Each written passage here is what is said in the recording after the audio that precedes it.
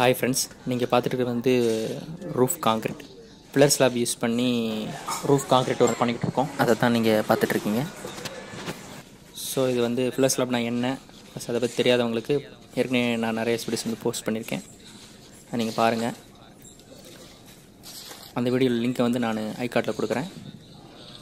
So நம்ம pillar slab வச்சு பண்ணும்போது என்னென்ன மாதிரியான டெக்னிக்ஸை யூஸ் பண்ணி நம்ம பில்லர் ஸ்லாப் பண்ணணும் அப்படிங்கிறத பற்றி இந்த வீடியோவில் நம்ம பார்க்கலாம்.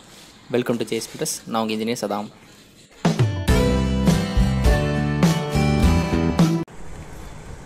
ரூஃப் ஸ்லாப் சென்ட்ரிங் ஒர்க் நடக்கும் போது நம்ம இந்த ஃபில்லர் ரூஃப் டைல்ஸ் அப்படிங்கிறத வந்து ப்ளேஸ் பண்ணணும்.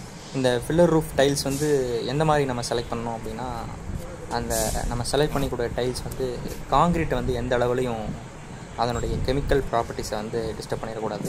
ஸோ அந்த மாதிரியான மெட்டீரியல் யூஸ் பண்ணணும். நம்ம ஃபில்லர் ரூஃப் டைல்ஸ் வந்து காஸ்ட்லியானது. ஸோ இது ஃபில்லர் ரூஃப் டைல்ஸே தான் வச்சு வந்து ஃபில்லர் ஸ்லாப் பண்ணணும் அப்படிங்கிறது கிடையாது.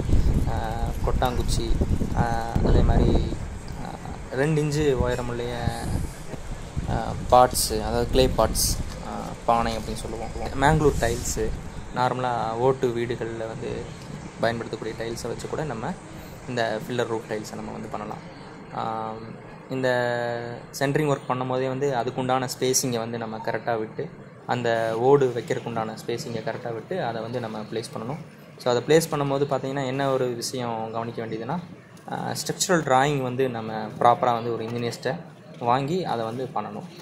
ஸ்ட்ரக்சரல் ட்ராயிங்கில் தான் வந்து எவ்வளோ ஸ்பேஸிங்கில் வந்து ஸ்டீல் நம்ம விட்டுட்டு அதுக்கப்புறம் இந்த ஃபில்லர் ரூஃப் டைல்ஸை வந்து நம்ம ப்ளேஸ் பண்ணணும் அப்படிங்கிறது எல்லாமே கிடைக்கும். ஸோ JSBIULDERS வந்து தொடர்ந்து அந்த மாதிரியான ப்ராப்பரான மெத்தடை தான் ஹேண்டில் பண்ணி ஃபில்லர் ரூஃப் டைல்ஸ் வச்சு இந்த ஃபில்லர் ஸ்லாபை வந்து போட்டுக்கிட்டுருக்கோம். ப்ளஸ் அதே மாதிரி காங்கிரீட் போடக்கூடிய டயத்தில் வந்து அந்த ஓடுகள் வந்து நகராமல் இருக்கிறதுக்காக மிஷினில் போட்ட அந்த கலவையை வந்து நம்ம கையில் கொட்டுறது நல்லது. பெரும்பாலும் வந்து தள்ளுவண்டி வச்சு தள்ளி போடக்கூடிய முறையை வந்து நம்ம தவிர்த்துட்டு கையில் இது மாதிரி அந்த காங்கிரீட் கலவையை வந்து நம்ம மேலே போட்டு, ஸோ அதை எந்த ஒரு வாய்ட்ஸும் இல்லாமல் இந்த மாதிரி கம்பி வச்சு நல்லா குத்தி கேப்பில் எல்லாமே அந்த ஜல்லியும் சிமெண்ட்டும் சாண்டும் வந்து நல்லா போய் செட் ஆகிற மாதிரி நம்ம நல்லா அந்த எல்லா காங்கிரீட்டுமே பேக் பண்ணணும். ஸோ இந்த மாதிரியான மெத்தட்ஸை ஃபாலோ பண்ணி நம்ம அந்த காங்கிரீட்டை பண்ணும்போது அதோடய ஸ்ட்ரென்த்து வந்து நல்லாயிருக்கும். எந்த ஒரு வாய்ட்ஸுமே இல்லாமல் அந்த ரூஃப் காங்கிரீட் நமக்கு கிடைக்கும். இந்த பில்லர் ஸ்லாபை நம்ம ரூஃப் காங்கிரீட்டுக்கு யூஸ் பண்ணும்போது டோட்டல் காங்கிரீட்டோட வால்யூம்லேருந்து 15%லேருந்து 20% வரையும் நம்ம சேவிங் பண்ணிக்க முடியும். அந்த இடத்த ஃபில் பண்ணக்கூடிய மெட்டீரியலை தான் நம்ம வந்து பில்லர் ஸ்லாப் அப்படின்னு சொல்லி சொல்கிறோம்.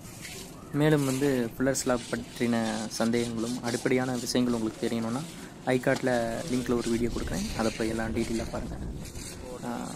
தேங்க்யூ ஃபார் வாட்சிங். Thank you so much.